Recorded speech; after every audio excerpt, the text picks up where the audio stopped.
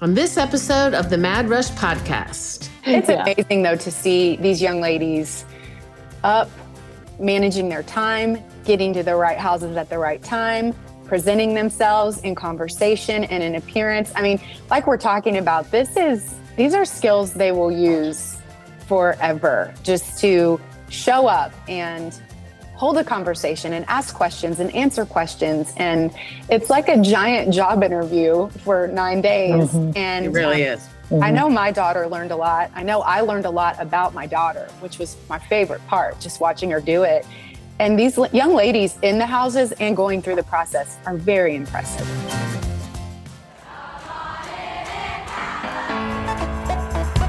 Welcome to the Mad Rush podcast. I'm Trisha Addix, the original sorority rush consultant. While the stories I have to share are nothing short of astonishing, this podcast goes beyond the wild client tales and sorority life. I'll be engaging with fascinating guests from both within and outside the Greek world, uncovering the surprising connections that bind us all together. Join me for a journey that's as entertaining as it is enlightening. Welcome to Mad Rush.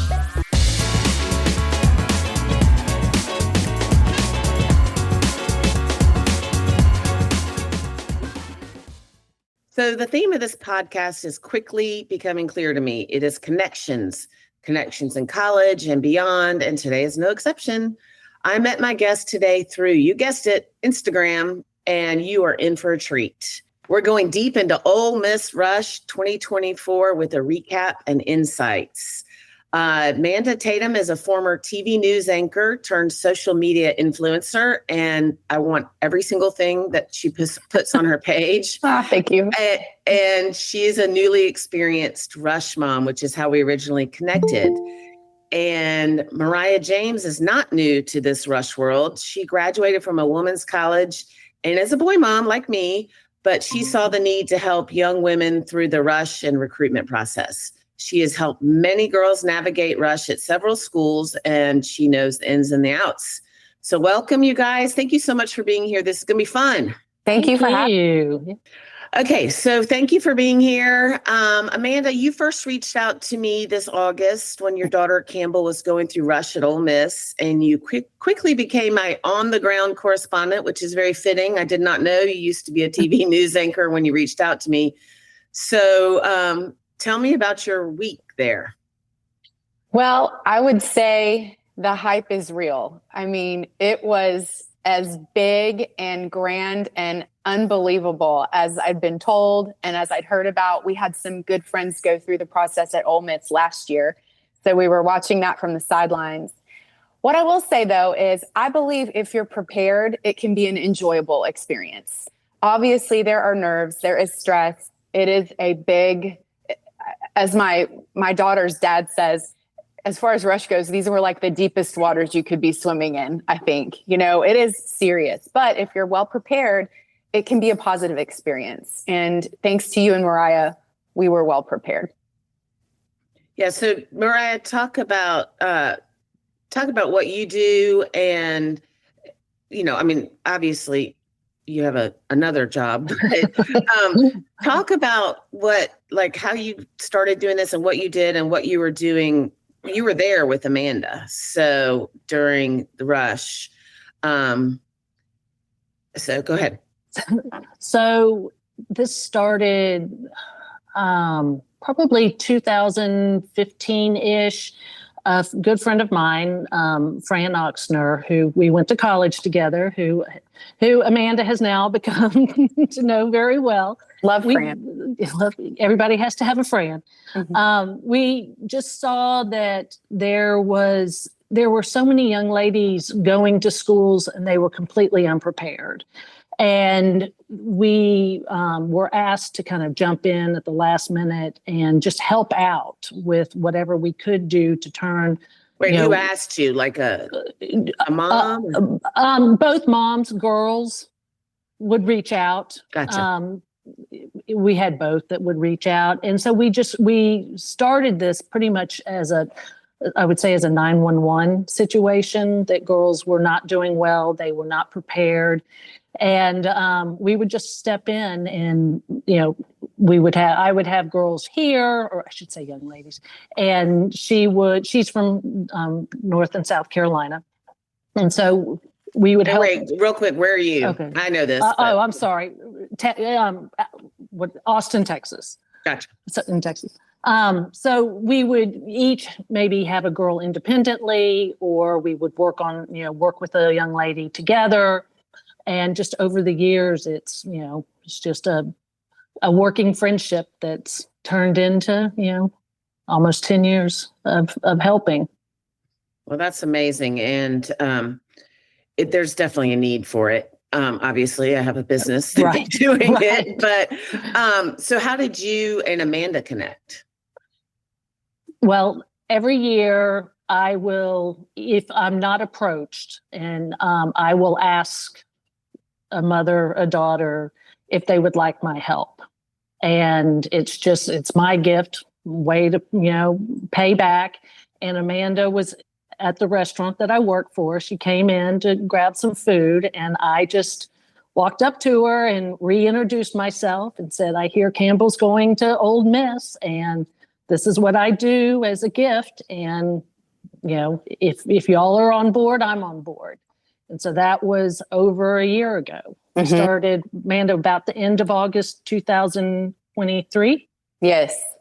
And Moira was a godsend, Trisha. I mean, it was just everything we didn't know. Rush has changed so much, as y'all can both attest to, but I went to Texas Tech and I loved Rush. I loved going through Rush. I loved being an active rushing. I was Rush chairman for my sorority, but it's a whole different animal now. And I think social media has exposed all these girls to how fun and exciting it is. So more girls want to do it. They see the balloons, they see the big houses, they see the fun dances.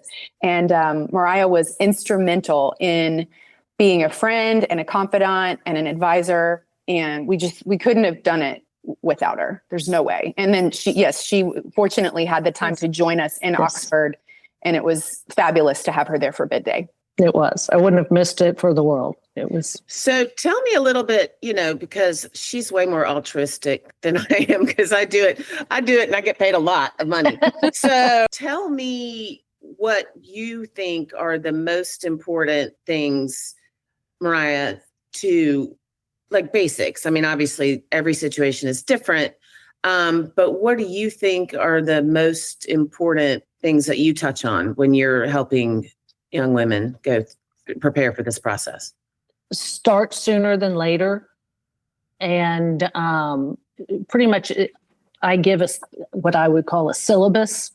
So this is our year of academics. And I know not everybody can start as far in advance as we did, but you need to hit your basics, right out of the gate. And that being, resume, get that done now, not later. And when you say now, what do you mean? What, like at the beginning of your senior year or the summer before your senior year? Whenever. I mean, to moms that may have, sophomores in high school, start it now and fill in the blanks as you go.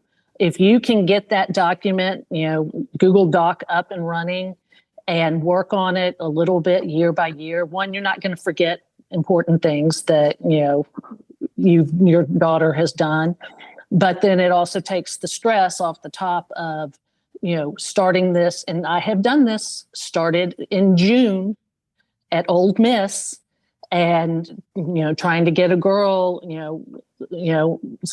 all of her recruitment, paperwork in and, up to par. So, the earlier you can start it, please do it. And, like I said, sophomore year, start it. That's not too early. And if they choose not to do that, not to go down that course, they have their resume. They have a resume ready.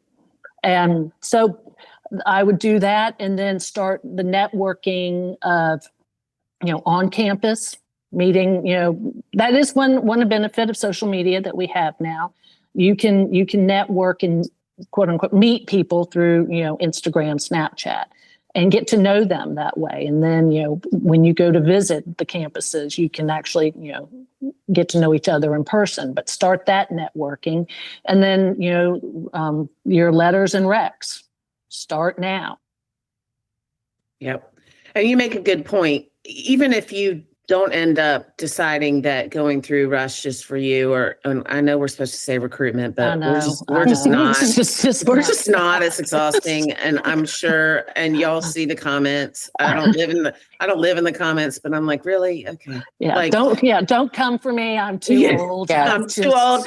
And the whole reason I have this business is to advocate for young women. I'm not trying to make it like into the salacious thing. It is a salacious thing, but I mean, whatever. We're calling it Rush, and I kind of got confused I kind of digressed there, but I feel like even if you don't go through Rush, being prepared is great for no matter what you want to do. And, if you're applying for an internship when you get to college, which I have a lot of people that are using their Rush resumes or the resumes they created for Rush, and they did still go through recruitment, but they are using it for lots of things. Look at me using recruitment right there. I know, Claude.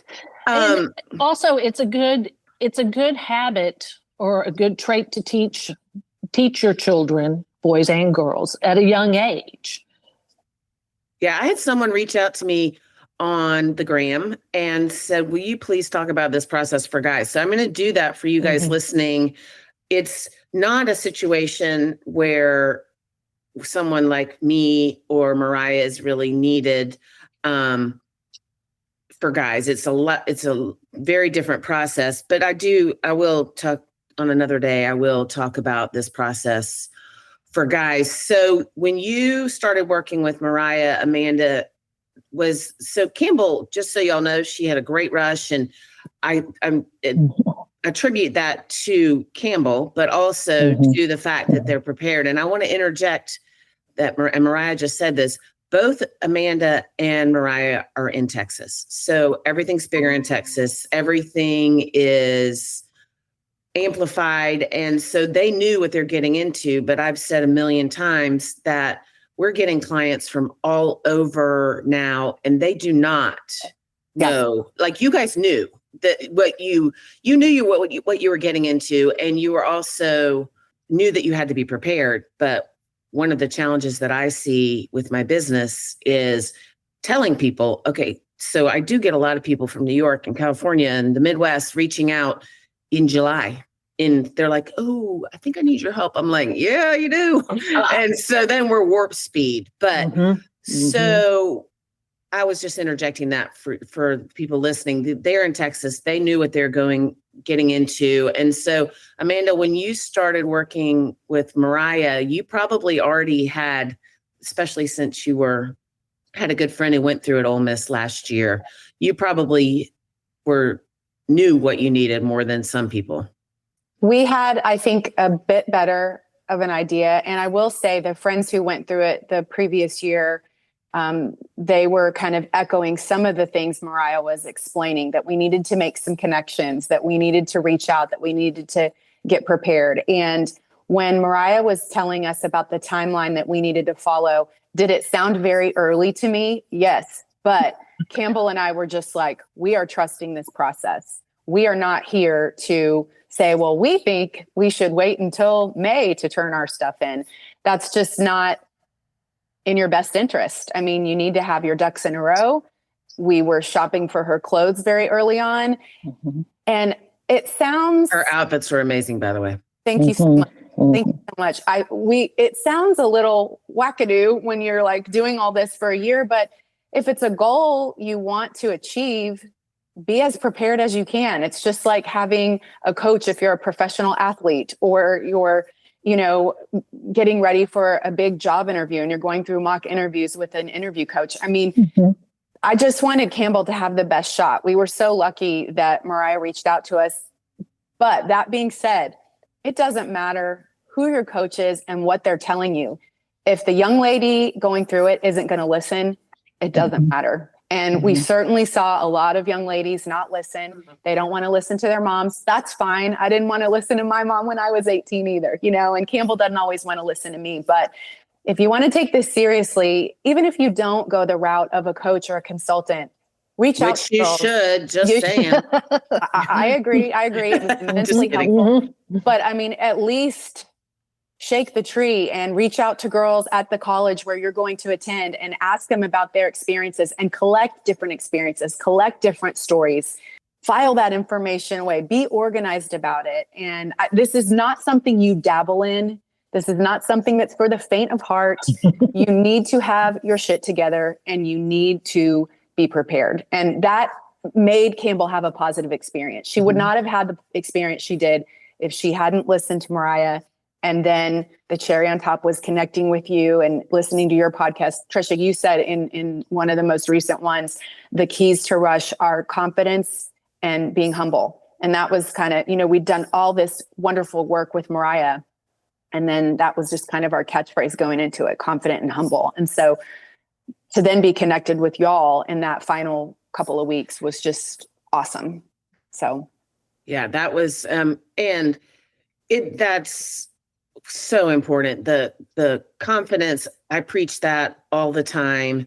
And once you're prepared and you're getting and you're seeing other people that are struggling, remaining humble and remaining gracious. And Campbell totally did that. Campbell had a perfect rush, and she remained humble and helpful and all of the things that are attractive to people. And that is, Campbell does have the beauty, the physical beauty, but I'll say it a gazillion times. I don't pick my friends, and sororities do not pick girls because they're pretty. They don't. I'm telling you. Yeah. And it's all part of wearing the right thing that you feel good in. And it's about making sure, and I've said this a gazillion, trillion, million times, you have to be your best self. But if your best self isn't they're not picking you because of how you look. They're just not. And I've seen, I feel like that's a huge misconception, and it's all about how you present yourself. And Campbell did that in spades with, and it doesn't really matter that she's beautiful too. I mean, it's great for her, but that's not what they're picking it, for. Thank you for saying that. Moira always said, open mind, open heart, open mind, right. Open heart. And that's something else that, I was a Kappa Kappa Gamma at Texas Tech, and I loved my sisterhood. It was and it continues to be a very important part of my life. That was my sisterhood. I had to let Campbell choose hers and be open-minded and open-hearted, truly. And that means me not making any, well, don't you want to do this or don't you want to do that? It was actually really fun to let her steer this ship. I mean, I was there under her, supporting her, but making her choices was so empowering to her. And that was a wonderful, just another catchphrase, aside from confident and humble, Moira saying open mind, open heart. And it really made it, again, a positive experience for her.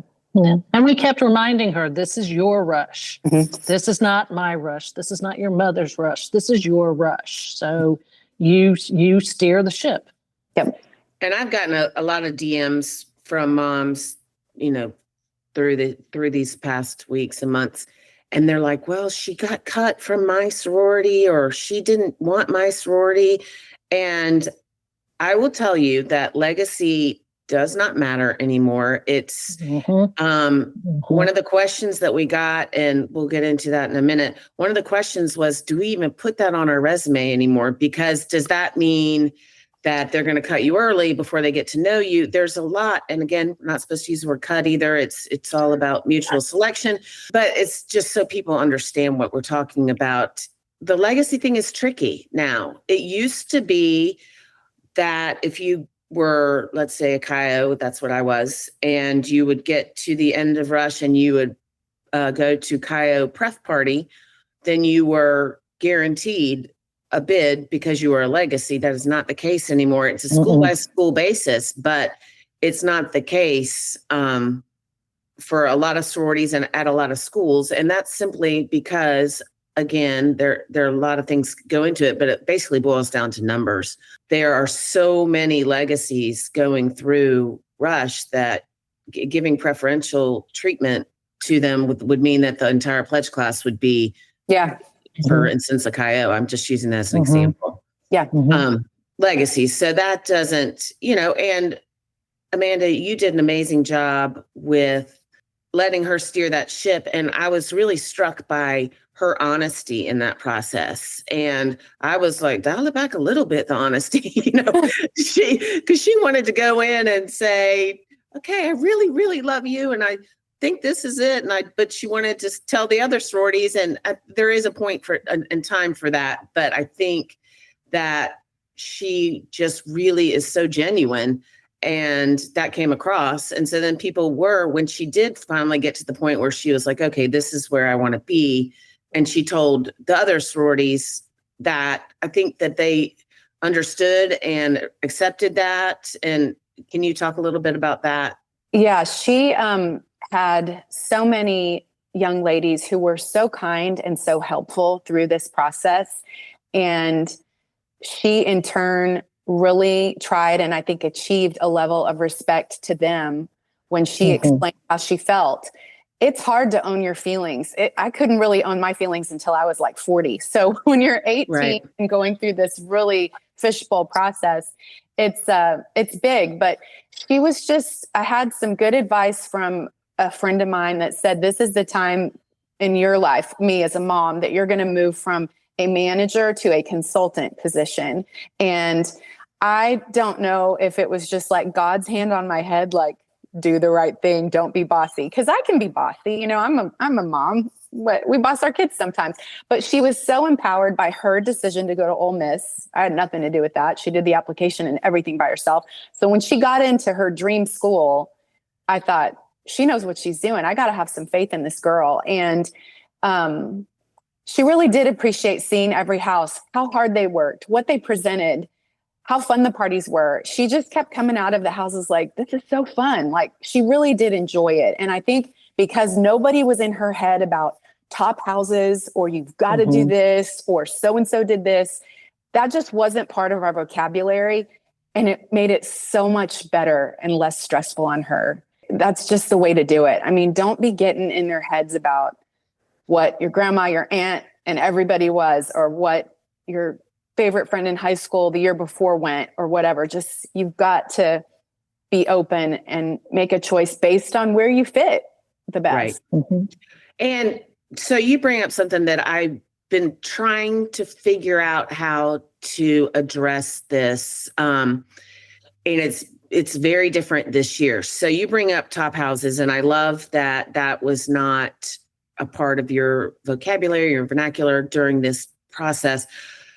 But here's a challenge that I am seeing now, and Ole Miss did a great job with this year. And I think every Panhellenic system in the United States should look at Ole Miss, because I've seen some other schools where this was not a great job. And I'll get into that more later, and actually got yelled at by some people in Panhellenic because I called them out. But the thing that Ole Miss did, and they traditionally have had, and like I said, I've been struggling with how to talk about this, but they traditionally had a tough rush. And it was not because of the girls or Panhellenic. It was just because Mississippi is Mississippi. And all my podcasts up until this, well, and including this, really talk about Mississippi in general.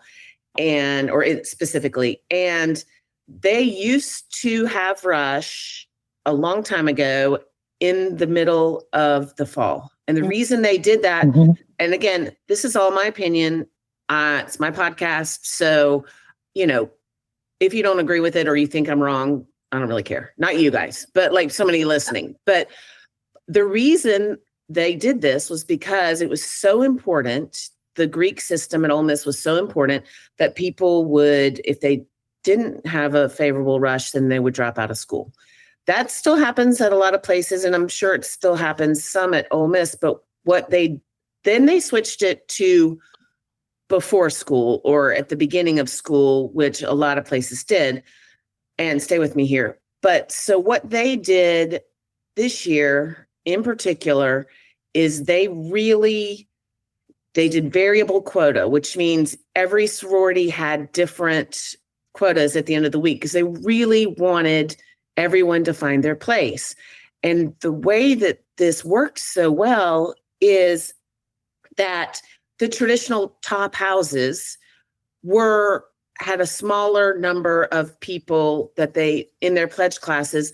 And so the other ones, which I don't really subscribe to the top house situation, but I know what people are talking about, which is why I struggled with how to explain this.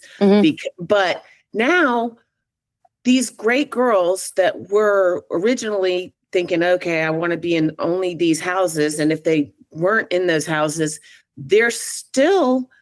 everybody going through Rush is great. So now they've got these huge pledge classes of great girls. All of the houses do.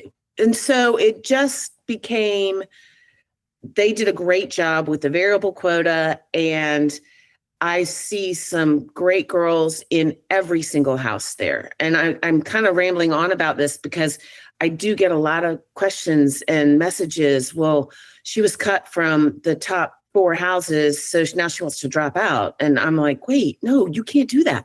Because the top house here is a top house different somewhere else and different somewhere else. It's your fit. These girls bust their butts. All these houses are top houses. It's right. It's amazing how great they all are. Right. And that's exactly what I'm trying to say. So this antiquated, I guess that was a very long-winded way of saying it's antiquated to think of certain houses as top. The challenge is with the history of it. And so the grandmothers, the moms, everyone's like, well, if you're not a whatever, then you're not in a top house. But I am here to tell you what I've seen, and I saw Ole Miss do it so well, is that's just not a thing. It's just not a thing anymore. These numbers are insane of girls going through Rush. The number of girls going through Rush, it doesn't work out that only 4 houses can be good or top or whatever. And you're right. The effort that these people, these sororities put into their Rush weeks, it goes on for a year. They start working on it now. And it really did. Everyone should do themselves a favor, no matter what school they're going to. Do what Campbell did. Go in and appreciate maybe that's our new t-shirt. Do what Campbell did. Go into the house and look around. Look at the pledge class, the girls that are going through Rush. There's no way that there can be this tier system, TIER, not TEAR. This tier system is a thing of the past. I'm here to tell you, this old road bullshit is gone. And I am telling you this because this is what I see. And speaking of tiers, you as a mom, Amanda, when you were there, and Mariah, when you were there, talk to me about the general vibe, which I think was very different this year in Oxford during Rush. Mariah. Yeah. So this was my second Rush to be there live. In person, I guess. The first one was when they had pushed it back, or I should say, the first time I was involved in Ole Miss Rush was when it was pushed back that 6 weeks. So I was not there. So I went through that, and it was horrendous. So I was very glad they had gotten rid of that. So I'm comparing the first in-person Rush was. Well, she's a senior now, so 4 years ago. And the feel, I never thought I would ever use the word calm during Rush, especially at Ole Miss, but there was definitely a sense of calm there. This year. This year. Not 4, comparing, 4 years to present. There was just that phonetic, like frenzy, just the electricity in the air, not good electricity, just nerves and trying to get from one place to another. And just 4 years ago, there was more of a constant, hum of nervous energy around. And this year, and I know that this was not across the board for everybody. I know that there were girls that went through Rush at Ole Miss this year that had bad experiences, but overall, there just seemed to be a calm across the campus, and it was pleasant. And I think that now it was 9 days. Is that correct?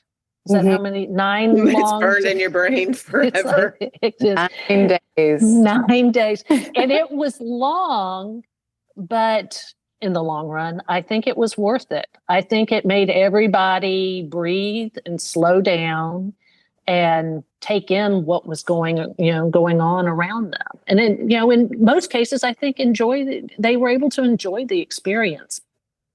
And the weather was not horrible. Yeah, it was pretty. It's amazing, though, to see these young ladies up, managing their time, getting to the right houses at the right time, presenting themselves in conversation and in appearance. I mean, like we're talking about, these are skills they will use forever, just to show up and hold a conversation and ask questions and answer questions. And it's like a giant job interview for 9 days. Mm-hmm. And It really is. Mm-hmm. I know my daughter learned a lot. I know I learned a lot about my daughter, which was my favorite part, just watching her do it. And these young ladies in the houses and going through the process are very impressive. So impressive. And, I will later on in subsequent podcast episodes, we'll talk about some of the schools that didn't quite invoke this calm. And in particular, a few that I just was flabbergasted by. But I really think, I'm going to say it again, I think every Panhellenic should mirror what they should talk to the Ole Miss Panhellenic people. And they should watch this, because it was, I was waiting for Amanda to be like, oh gosh, people are crying in the dorms. And I mean, yes, and like Mariah said, not everyone, but the general feel was so different this year that I had to bring, we had to talk about it, just because it really was like, there were disappointments. There are always going to be disappointments along the way, and not for everybody, but then pivoting and realizing that they have done all this work to make this process at Ole Miss if not enjoyable, at least more efficient and less frenetic. That was a good word, because it's not always been that way. No. What Mariah had said in the past is what you're saying, Trisha, just that it could be very chaotic. It could be very stressful. Are there nerves associated with something like this? Absolutely. But I think that maybe I don't think the disappointment came from Panhellenic. It just came from people maybe just putting their eggs in one basket, or thinking, I have to be this, and I know that there are young ladies that start their senior year saying, oh, I'm going to be this at this school. And I think that's a kiss of death. You do not say, I'm going to be this at this school. You just say, I'm keeping an open mind. And Campbell got a little flack for that, because she was like, I'm being open-minded. And a couple girls were like, oh, whatever, you're media trained. And she is. Her mother's in media. Yeah. And that's not just media trained. That's just how I was raised too. Like, don't run your mouth, Yeah. And thank you for saying that. I tell people, all the time, the moms running their mouths, yes, the girls running their mouths, that is going to make you not have a great, it doesn't matter what the school does, what the sororities do. If you run your mouth, if you go around saying this, that will bite you in the ass, even with the people that you're saying. Let's say you're saying, I want to be I'm going to be a Alpha Phi at wherever, doesn't matter. Yeah. If you say that, that's not attractive to Alpha Phi either, because they want open-minded people. They want people who are, and I'm here to tell you, I've seen it at a ton of schools. There is this tier system it's just not a thing anymore. It's really not. And my challenge is with my clients and their parents is explaining this to them in a way that they can understand And it's undoing years and years and years and years and years of reinforcement because I mean, I've heard also guys are like, who determines what houses are top? And so, yeah, there has been some rational people in the past who are like, wait, that doesn't make any sense. But we all know that it is a system that, it is a thing. It was a thing. I mean, I am working hard to make sure people understand that they don't go in looking for one of 4 or 5 houses because the numbers are not going to work in your favor. And again, that was all to say, don't run your freaking mouth. Yeah. Yep. Okay. So we got a few questions. Well, we got a lot of questions, but I picked a few that I would like to hear y'all's answer to. And if I don't agree with it, I'll tell you you're wrong. I'm just kidding. Several people asked me, what are the worst things you can do in Rush? And I think we just answered that question, but is there anything else that you guys think? I'm going to say 1, acting bored, and 2, running your freaking mouth. So you guys have any? I totally agree with the running your mouth. I totally agree with acting bored. I know there was some scuttlebutt on the streets of girls who were like, well, I don't really like this house, so I'm just going to not get ready all the way. And I'm just going to let them know that I'm not having a good time. How rude. Yeah, exactly. Don't be rude. And that when girls talk, people talk. I was just going to say talk. that. They're friends. The houses are friends. They talk. So that's definitely one for sure. Clean up your social media. If you are visiting with young ladies that are actives, that's okay. That's how you get to know. And that's part of the process. But don't just be posting exclusively with one house or, spreading that around that I'm going here again and again and again and again. I mean, you want to see different personalities and meet different girls. And maybe you don't have to post anything. Just go and have your meetups and just keep it to yourself. It's not secret, but you don't have to announce it to everybody. It's part of the process as you're learning these different houses. Yeah, I would agree with all of those. And be your true self. Don't create a facade that you think is going to entice these houses to come and choose you. Be yourself. Be authentic. That's great. Authentic and yourself. That's great, Moira. And I got another question, which I'm going back to what we were talking about. How do you keep an open mind when everyone is saying things about certain sororities? Don't listen to that stuff. Mm-hmm. Just make up your own mind. And that goes with what you're saying, Moira. Be authentic, be authentically you, because what's going to happen is, and I've had grandparents and parents in the past mad at me because I didn't pull strings to get their daughters in certain houses. And then they didn't end up in a house that they thought their granddaughter or daughter should be in. And I'm like, well, what if I pull strings and it's not a fit? She's going to be miserable. The goal here is to have happy, well-adjusted college freshmen and beyond. And if you're in a house where you've faked your way or someone's, pulled strings to get you in there, that's not going to be a happy, well-adjusted situation. It's just not. It's because you've got to be authentic, like you said, and you've got to find a fit for you. And there are, again, I'll repeat it, great girls in every house. So don't listen when people talk about that sorority's not good. I had a client one time who was really loving this house at LSU. And she was lined up, getting ready to go into the house. And she heard these girls, I didn't even want to come to this. I mean, I didn't even put on makeup. These girls are a bunch of weirdos. And she was like, wait, I really like this place. And she ended up pledging that sorority, and it's a perfect fit for her. Loves it. She's lived in the sorority house. I want to say this is her 3rd year living in the house because she loves it so much.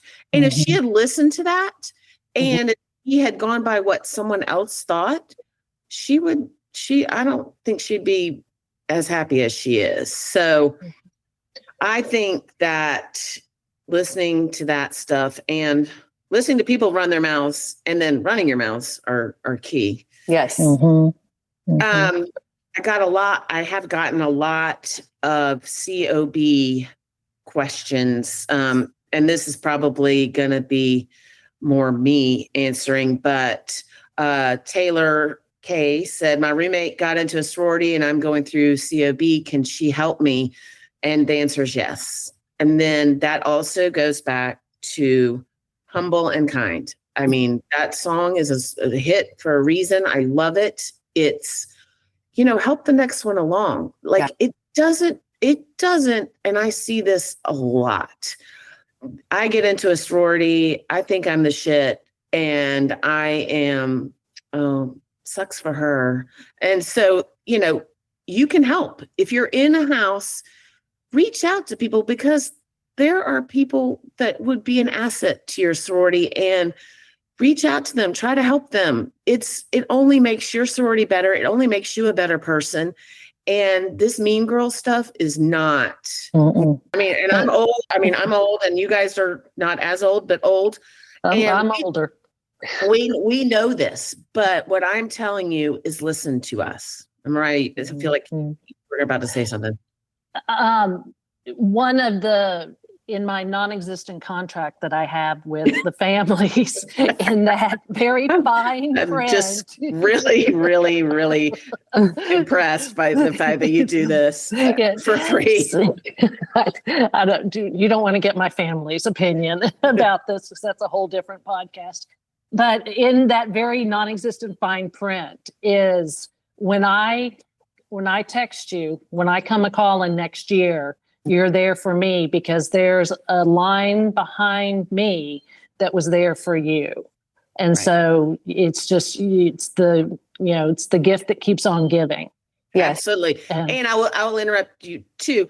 That's, you're not saying that they have to get your new girls in, but there's a level of respect and humility and graciousness that I expect from my clients. And the same thing, I'll say, okay, I have a client coming through and I think she might be a great fit.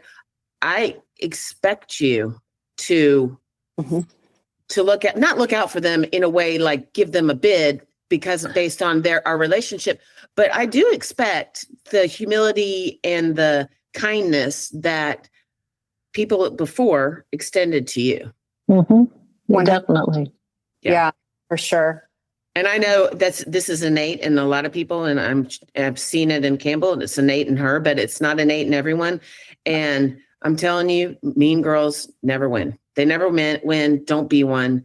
It's just, it's so not a thing. And it's so, go watch Legally Blonde again. Okay, another question, and Mariah, you may be able to add to this. I have an in-house sister. This was from Anonymous, but I don't know if I want to be in her sorority. How do I let the others know I'm open to them? You have to say it. You have to say, I want to look at everything. And I see a lot of difference in first children and second children, and the sororities are not always the same sorority is not a fit for both.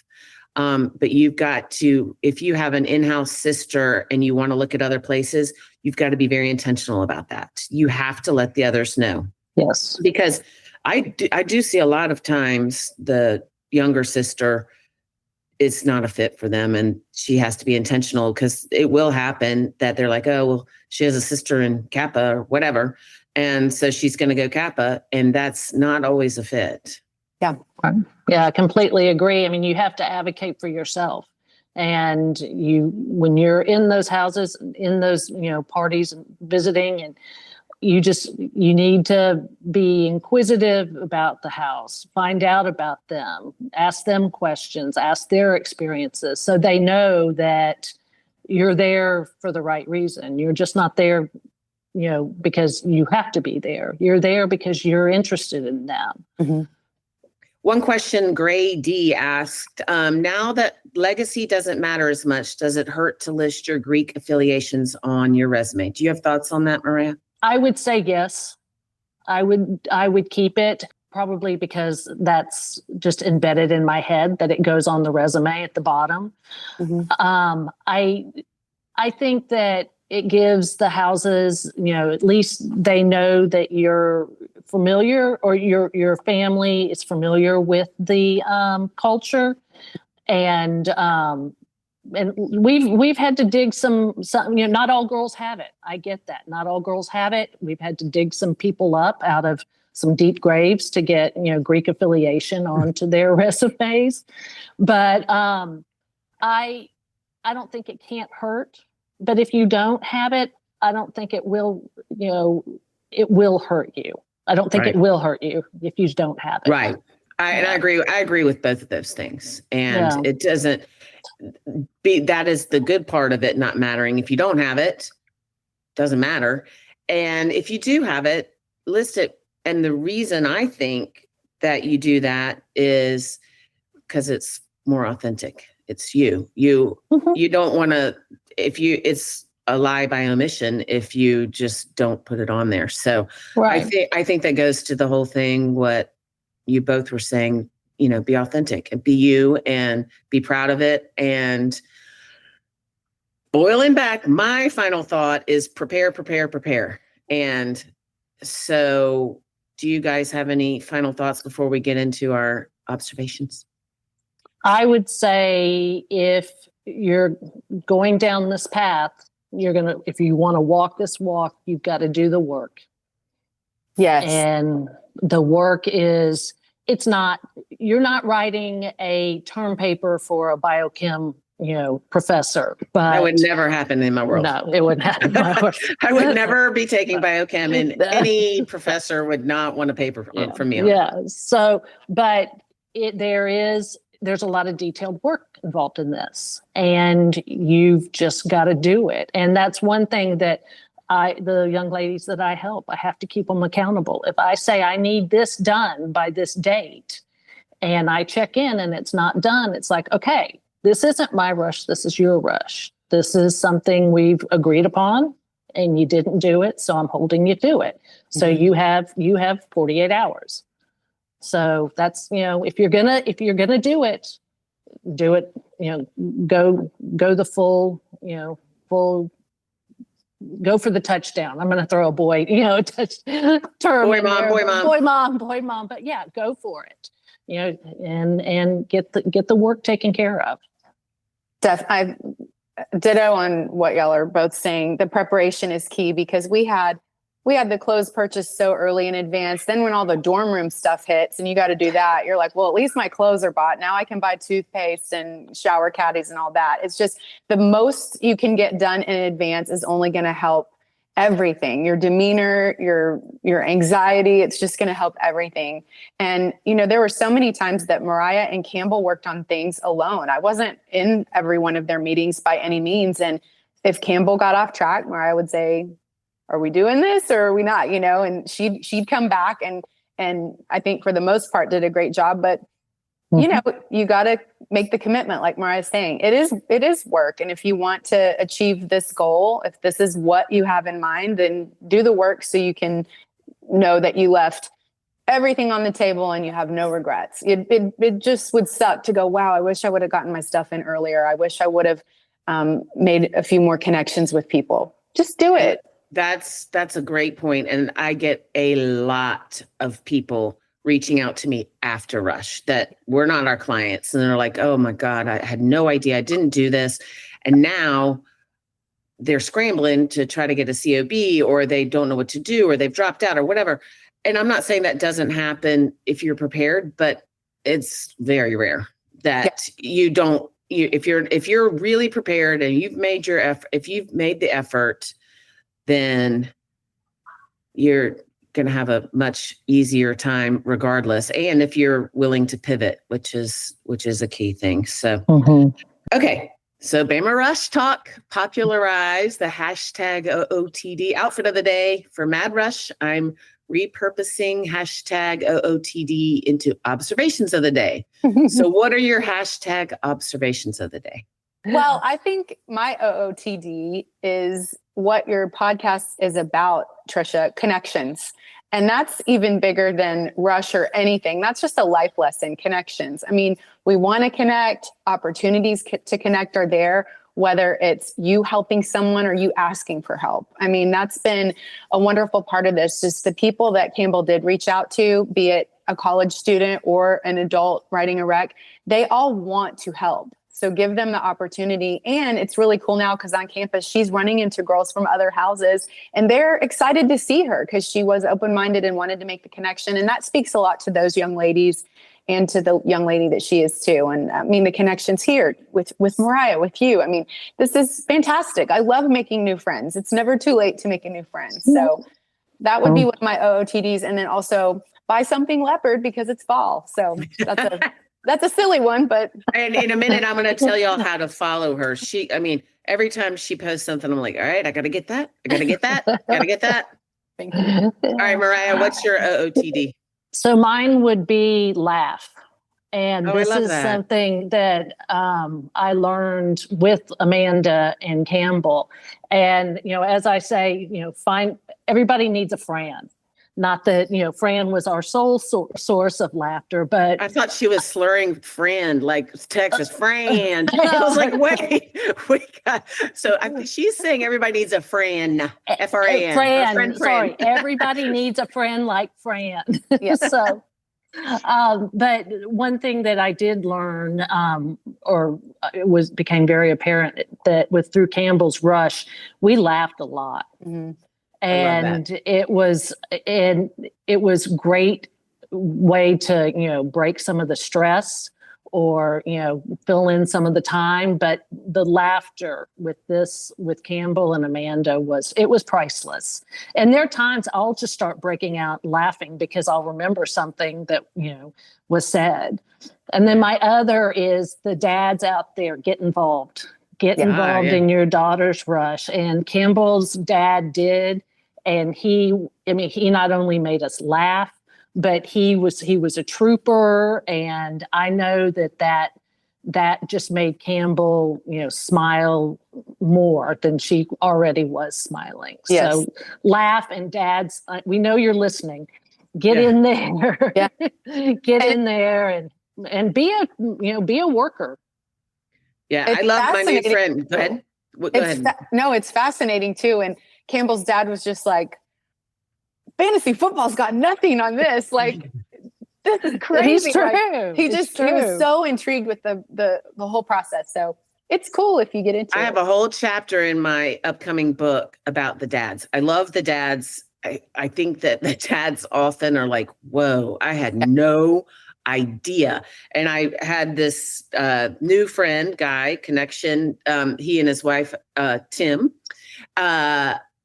he and his wife are like, they reached out to me and we, I sort of worked with them a little bit and they were not clients, but anyway, love him. Like I love my new friend, Tim, and his wife, Lisa.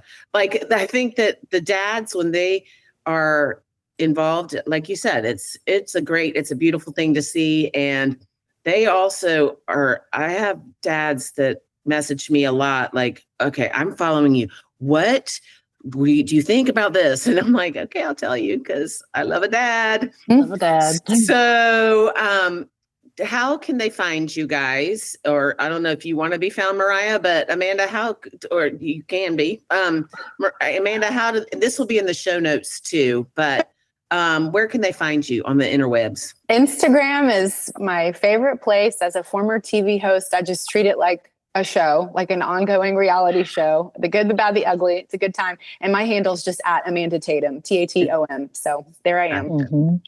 I'm Instagram also, and it's Moira, Moira James. I think there's an underscore in between Mariah and James, but I'm not sure. You can go to Amanda's page, start following her, and I follow Amanda. So you'll find me there. And yes. Yeah. They're awesome. And this has been a blast. Thank you guys. So I've created a little pledge class, and for our age, so our pledge class is where the three of us are founding members. So we're going to the beach. We're going to the beach this winter, and with some other women I've met through this journey, and it's going to be a blast. But thank you very much for your support. Thank you so much. I really appreciate the way you guys supported me or are supporting me and my business and my podcast and all of that. It really means a lot. I appreciate it. You're both wonderful at what you do, and I'm proud to know both of you. So thank you. Tricia. Same here. Back at you. All right. Thanks, guys.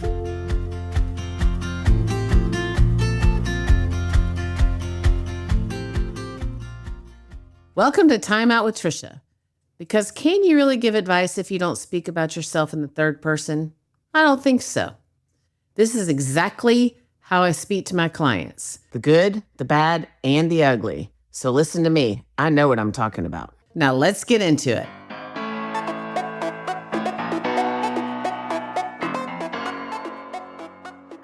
So the people have spoken and I'm answering. This week will be a little shorter because I'm working on all these numbers and all of the information that I'm getting from people and the schools. So what I'm going to start doing is Time Out with Tricia is going to be for the foreseeable future. It's going to be specific rush at specific schools, like what to expect and what you can do to prepare for that specific school. I'm going to start is not, like I said, this week is a little bit different just because I've been working diligently on this and I've been getting your requests and we are going to go into a lot of schools. It's not just the big SEC. A lot of you want to know about smaller schools.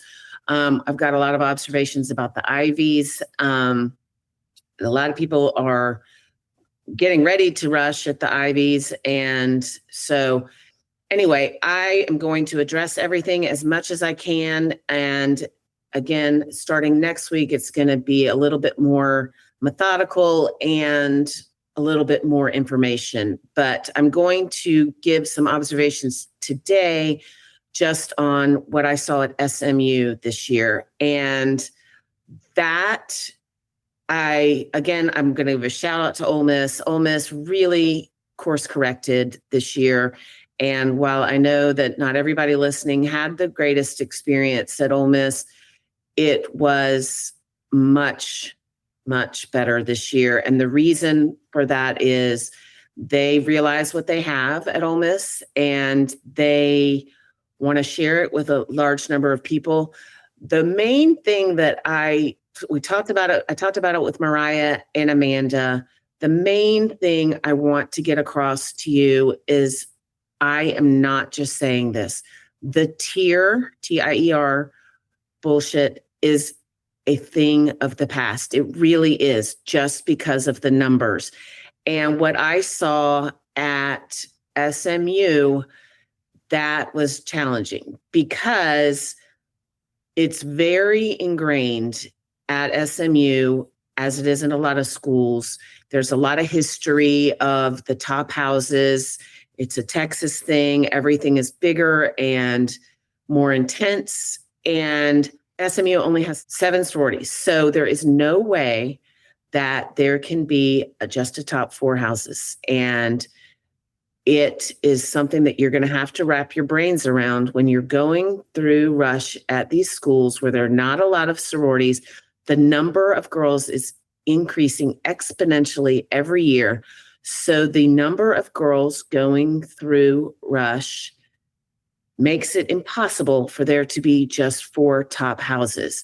The challenge is going to be convincing you guys of this. But I'm here to tell you that lots of people dropped out of rush, and that was because they didn't get one of what they thought was a top house. And I really wish people had stayed in and looked around and taken my advice and looked around in pref parties at the end of the week to see that there are great girls in every house. That's, again, like I said, going to be my challenge to you people listening, to understand that you're not going to be able to just have top houses and bottom houses or mid-tier houses anymore. This is changed. I am here to tell you it's change that has to happen, that is happening just because of the sheer numbers. So when you're preparing for rush at any school, you need to know that there are going to be great girls in every houses. They're going to be mixing with all fraternities. It's not going to be a thing like it has been in the past. So open your minds. That is the goal with these timeouts with Trisha. It's going to be the goal in preparing. You're going to want to look at all the houses. So stay tuned to Mad Rush with Trisha Attuck's podcast, and especially the timeouts with Trisha starting next week. And I will give you specific tools for the schools that you're asking about. I appreciate you listening, and we'll get through it. I'm going to go in order of rushes that may be happening this spring and or Ivies. So just so you know, I'm on it, and I appreciate you listening. I appreciate you trusting me. And I think it's in my little canned thing. I know what I'm talking about. So we're going to do this, and we're going to do it right. And you're going to have the information you need to have successful experiences. And that's it for Time Out with Trisha. We'll see you on another episode of the Mad Rush podcast.